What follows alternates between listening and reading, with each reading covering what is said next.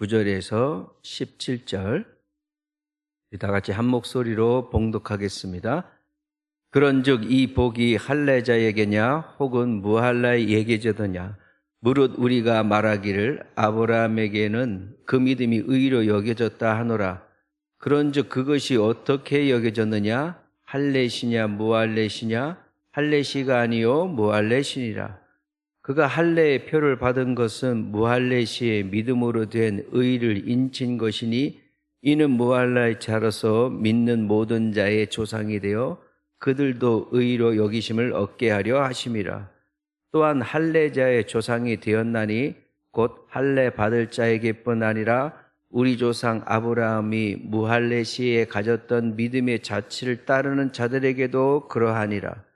아브라함이나 그 후손에게 세상의 상속자가 되리라고 하신 언약은 율법으로 말미암은 것이 아니요 오직 믿음의 의로 말미암은 것이니라.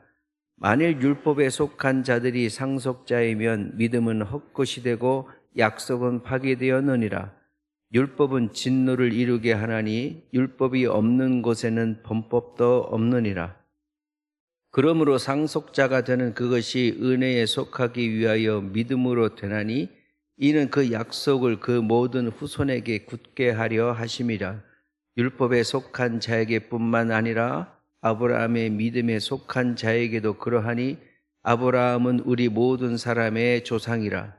기록된 바 내가 너를 많은 민족의 조상으로 세웠다 하심과 같으니 그가 믿은 바 하나님은 죽은 자를 살리시며 없는 것을 있는 것으로 부르시는 이시니라. 아멘. 로마서 4장 9절에서부터 17절까지 계속해서 이어지고 있습니다. 4장 앞쪽 부분에 대해서는 또 하나님께서 주시는 바 믿는 자에게 또한 죄를 지은 사람에게 하나님께서 그 죄를 뭐라고 하지 않으시고 그 죄를 덮으시고 하나님께서 그 죄를 갖다가 가리웠을 때에 그 받는 그런 일들이 얼마나 하나님의 은혜 가운데 있는 것인가라고 다시 또 얘기하고 있고 9절에 보니까 그런즉 이 복이 할례자에게냐 혹은 무할례자에게도냐라고 되어 있는데 이 복이라는 것이 바로 그러한 것을 말씀하고 있습니다. 4장 6절을 보니까 일한 것이 없이 일한 것도 없고 경건하지도 않은 자를 하나님께서 의롭다라고 이렇게 여기신단 말이죠. 그것은 바로 어디에 있느냐? 믿는 자에게 그의 믿음을 의로 여기시는 그러한 부분을 가지고 있고 그 복이 이 복의 말씀을 가지고 있고요. 8절에 보면은 죄가 있는데도 불구하고 죄가 있음에도 사함을 받고 그 죄가 가리워지고 그 죄를 인정하지 아니하시는 복, 그것을 9절에서 말하는 이러한 복들을 얘기합니다. 그 이러한 복들은 어디에서 왔느냐 그러면서 다시 또 유대인과 그리스도인 유대인과 이방인 그리스도인 사이에서 생기는 할례라고 하는 부분을 가지고서 다시 또 언급을 하고 있습니다. 할례라고 하는 부분은 지난번에도 말씀드렸듯이 상당히 유대인들에게는 민감한 부분인데 왜 그러냐면은 아브라함 그러면은 기본적으로 하나님의 말씀과 함께 할례라는 것이 항상 따라왔고 그 민족들 가운데는 뿌리 깊은 전통 가운데 하나였기 때문에 이 부분을 다시 한번 사도 바울이 유대인 너희들만 가지고 있는 이 할례가 구원이 아니고 할례가 구원이 아니란 구원의 수단이 아니고 예수 그리스도가 바로 구원의 수단이다. 참된 구원의 수단이다라는 것을 계속 말하고 싶어서 이러한 강조를 하고 있는 것입니다. 10절을 보면은 그런즉 그것이 어떻게 여겨졌느냐 하는데 여기에서 그것은 바로 아브라함에게 그 믿음이 의로 여겨졌다라는 이 말이 언제 이루어졌느냐 이 말이죠. 그게 아브라함이 할례를 받을 때였느냐 할례를 받지 않을 때였느냐 이렇게 얘기하는 겁니다. 11절에 보면 그가 할례의 표를 받은 것은 무할례시의 믿음으로 된 의를 인친 것이다. 그래서 아브라함의 역사를 다시 한번 되짚어 보면은 그 창세기 12장에 75세 때 아브라함에게 하나님이 나타나서 너는 복의 근원이 될지라 그러면서 본토 친척 아비집을 떠나서 내가 네게 지시할 땅으로 가라. 그렇게 말씀을 하시니까 아브라함이 그 말씀을 믿고 갈대아 우르 땅을 떠나서 출발을 하게 되죠. 그리고 가나안 땅에 도착을 해서 거기에서 단을 쌓고 지내는데 기근이 오니까 다시 애굽으로 피신했다가 거기에 또 아내를 또 누이라고 속이고 거기서 죽을 뻔했는데도 오히려 더 많은 재물과 종들을 데리고서 다시 가나안 땅으로 오게 됩니다. 가나안에서 너무 또 잘 살게 되니까 조카 롯하고 종들하고 싸움이 일어나니까 롯 보고 야 네가 봐서 너는 네가 오른쪽으로 가면 나는 왼쪽으로 가고 네가 왼쪽으로 가면 나는 오른쪽으로 가겠다.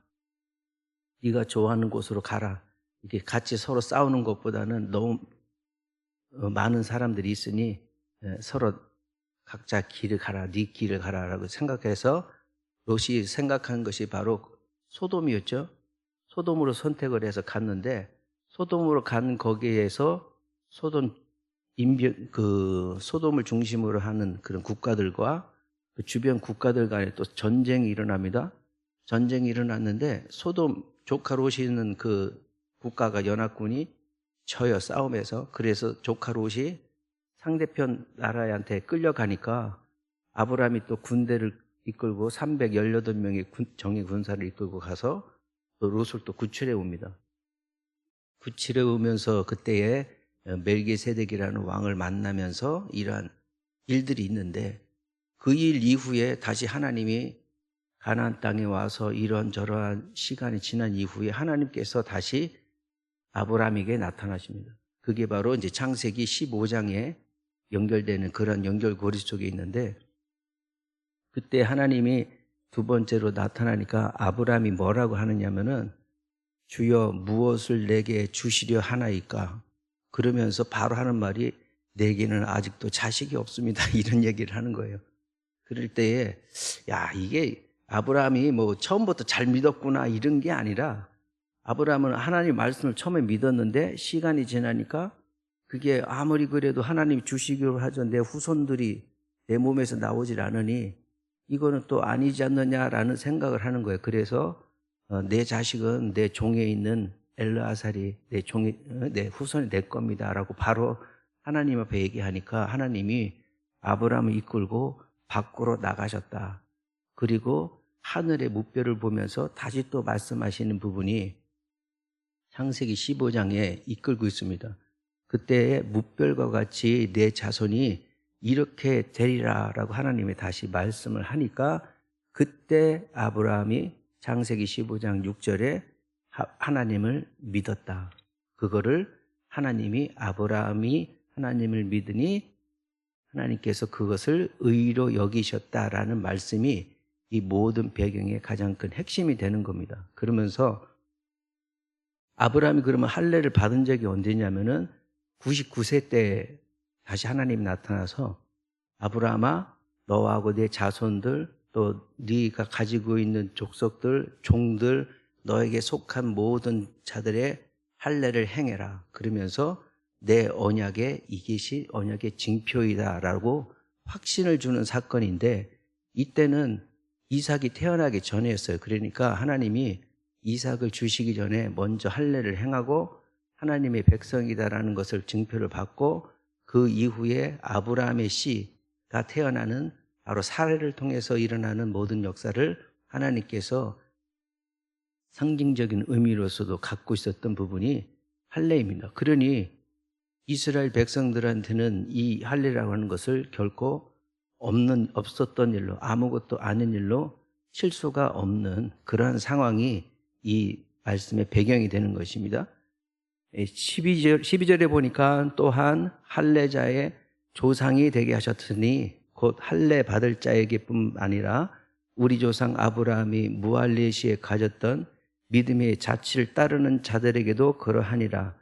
할례자의 조상은 할례를 받기 전에 아브라함이었는데 이제 할례를 받고 나선 이후에 이삭을 통해서 계보가 이어지고 있잖아요. 그러면은 할례를 받았던 사람은 이미 이제 하나님의 백성으로서 언약을 성취를 받을 수 있는 기회가 생겼는데, 이방인들은 할례가 뭔지도 모르는 사람들의 그 가운데 예수 그리스도를 믿게 되면은 그건 또 어떻게 되느냐? 아브라함하고는 계보가 끊어진 게 아니냐라는 것을 얘기하고 있는 거를 사도 바울이 그런 것이 아니다라고서 분명하게 다시 또 말을 하고 있습니다.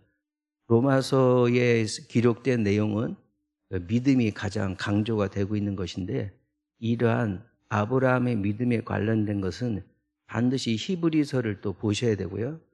갈라디아서 3장을 또 보셔야 되고, 이게 신약에서 같이 연결이 되어 있는 부분들을 같이 찾아서 보실 필요가 있습니다. 히브리서 11장이 바로 이제 믿음장이다라고 하는데, 히브리서 11장 8절부터 이렇게 설명을 좀 하고 있지만 11장 12절을 보면은 그러므로 죽은 자와 같은 한 사람으로 말미암아 하늘의 허다한 별과 해변의 무수한 모래와 같은 후손이 생육하였느니라 그렇게 되어 있습니다. 그러니까 아브라함의 믿음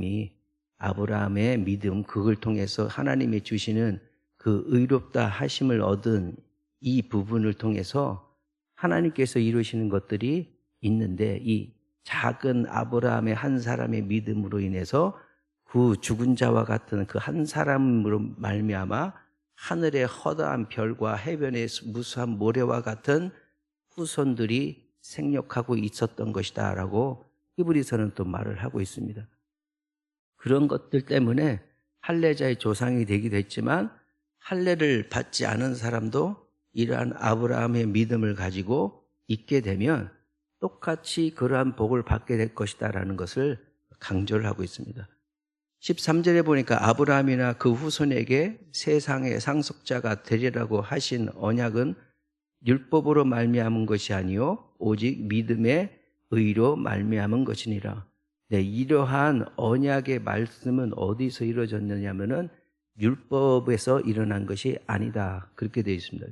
율법은 우리 로마서 3장 20절에 보면 율법은 어떠한 것이냐면은 율법으로는 죄를 깨닫는다.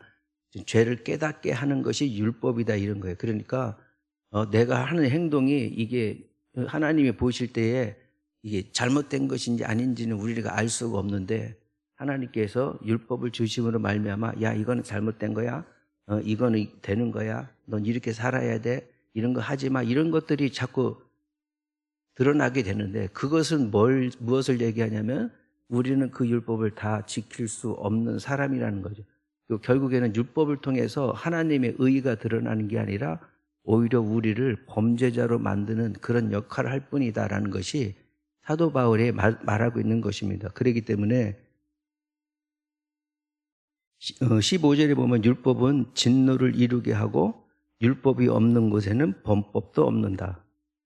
율법 때문에 하나님이 야 너 하지 말라고 했는데 자꾸 하니까 화가 나서 너 죄를 지었다라는 그거는 화만 일으키는 일이고, 그것이 율법이 만약에 없었다면 우리는 죄인도 아니었을 것이다라는, 그만큼 율법이 중요한 게 아니고 이런 작은 아브라함의 믿음 하나가 더 중요한 것이다라고 계속해서 말을 하고 있는 것입니다. 16절에 보니까 그러므로 상속자가 되는 그것이 은혜에 속하기 위하여 믿음으로 되나니, 상속자가 되는 것은 믿음으로 된다. 행위나 율법을 지킴으로써 일어나는 것이 아니다. 이러한 율법이라고 하는 것이 바로 할례를 뜻하는 부분도 은유적으로 표현하고 있는 것입니다. 즉 상속자가 되는 것은 할례를 받아야만이 되는 것이 아니다라는 것을 말하고 있는 부분입니다.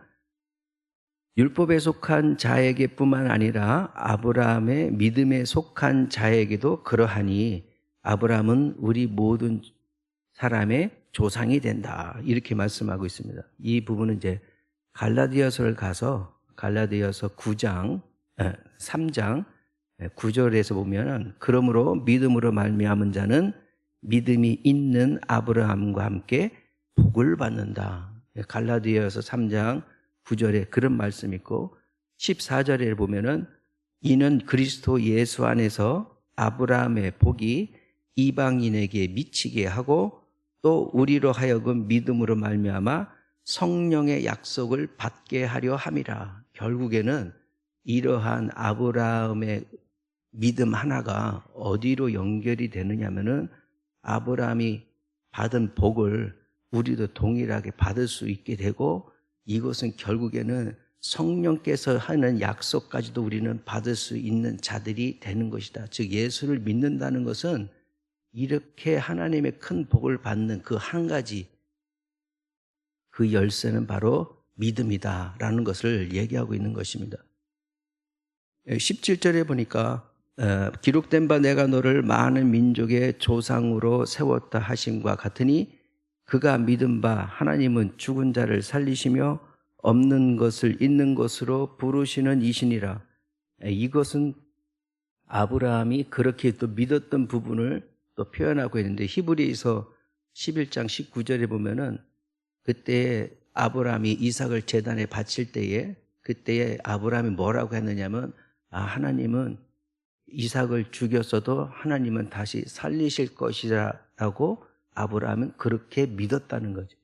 그래 하기 때문에 자기의 독생자를 어렵게 하나님께서 주신 언약의 그 자식을 제단에 번제물로 드리려고 했던 그러한 아브라함의 행위까지도 연결될 수 있다. 그러면 이러한 아브라함이 독생자를 제단에 번제물로 드리려고 했던 이 행위 자체가 결국에는 하나님이 예수 그리스도를 또한 그렇게 하실 것이라는 예표를 또한 바라보고 있는 것이고, 그러한 것이 아브라함의 믿음 하나에서 끝나는 것이 아니라 우리들의 믿음 가운데로 같이 전가가 되어서 이러한 믿음 하나가 주시는 바 의미가 다 아브라함과 예수 그리스도와 하나님의 모든 역사가 연결되어져 있다는 것을 말씀을 하고 있는 것입니다. 아브라함의 그 믿음 자체는 전적으로 하나님에 대한 신뢰였다라고 볼 수밖에 없습니다. 아브라함이 뭘 행해서, 뭘 잘해서, 그런 것이 없고, 하나님이 믿음이 약해져서 아브라함에게 나타났을 때, 하나님 도대체 나 이제 뭐 주시려고 저한테 오셨어요? 이런 뜻의 그 표현이거든요. 창세기에 보면. 그리고 전 자식도 없잖아요. 하나님 주시기로 했는데 안 주셨잖아요. 이렇게 믿음이 약해질 부분에 하나님이 거기서 책망을 하지 않으시고 밖으로 데리고 나가셨다는 거죠. 밖으로 데리고 나가서 하늘을 보게 하시고 하늘에 있는 별을 보게 하셔서 내가 네 후손이 이렇게 되리다라고 말씀을 하신 거예요. 아무런 증표도 보여주지 않았는데 아브라함이 그 하나님이 뭐라고 말씀을 하시니까 그냥 믿어버리는 거예요. 이게 아브라함의 진정한 믿음이라는 거죠. 자기의 생각과 상관없이 하나님이 뭐라고 하시면 네, 그렇게 될 걸로 믿습니다라고 하는 것, 그게 바로 믿음이 되는 것이죠. 하나님을 믿는다는 것은 바로 그러한 것입니다. 믿는다라는 말이 그 히브리어로 아만이라고 하는데, 아만은 바로 우리가 말씀 끝에, 기도 끝에 아멘 하는 거하고 똑같은 겁니다. 그러니까 아멘은 그렇게 될 줄을 믿습니다라는 동의를 하기 위해서 우리가 아멘이라고 하잖아요. 그 당시에 아브라함이 하나님을 믿으니에 이 믿는다라는 말이 바로 그 단어란 말이죠. 그러니까 우리가 말씀을 들을 때나 또 기도할 때나 마무리할 때나 아멘 아멘 하는 것은 우리가 말하는 그 말이, 우리에게 임했던 그 말씀들이 그렇게 될 줄로 나는 믿습니다라는 믿음의 표징이 바로 아멘인 겁니다. 그러할 때에 아브라함에게 임했던 그 복이 우리에게도 동일하게 임하고 예수 그리스도를 통해서 이루신 하나님의 뜻이 우리에게도 동일하게 흘러갈 것이다라고 하나님께서 역사하신다는 뜻을 갖고 있는 겁니다. 기독교만큼 하나님을 믿는데 이렇게 쉬운 종교가 없다고 생각합니다. 세상에 많은 신들이 있지만 그 신들을 위해서 정말 많은 사람들이 엄청난 종교적 행위들을 많이 하거든요. 죽은 뒤에 장례 문화도 그렇고, 그런데 기독교만큼 이렇게 간단한 게 없어요. 믿기만 해라. 네가 죄가 있냐? 괜찮아. 나를 다시 한번 믿어. 그러면 내가 다시 용서해주고 너를 의롭다 해줄게. 그게 바로 로마서 4장 6절과 8절의 앞에서 하실 말씀이 다 그런 것이거든요. 죄가 있어도 그 죄가 가리워지고, 내가 한 일이 없어도 남들은 돈 받고서 일을 하는데 내가 너한테 주지 않는 것이 그렇다 하더라도 나 하나 때문에라도 일을 하는 이러한 자들의 그런 것에서 무엇을 했다라고 해서 내가 너희들에게 복을 주는 게 아니라 나를 믿기만 하면, 아브라함의 이 믿음 하나만 가지고서도 내가 하나님의 백성이 될 수 있고, 예수 그리스도를 내가 믿는다 하는 순간 하나님의 자녀가 되고 하나님의 축복이 권한이 내게 임하여지는 이러한 부분이 어디 있습니까?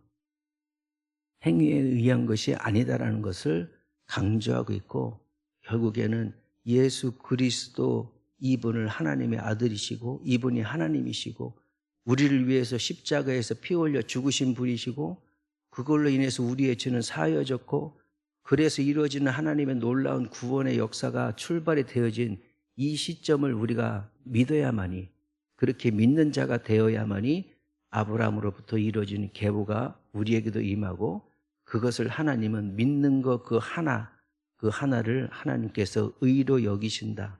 그래서 이신칭이라, 믿음으로써 의롭다함을 얻게 되는 그러한 말씀을 하나님께서 하시고 계신 것입니다. 우리는 도대체 무엇을 믿을까요? 우리가 믿는 것은 어떤 내용일까요?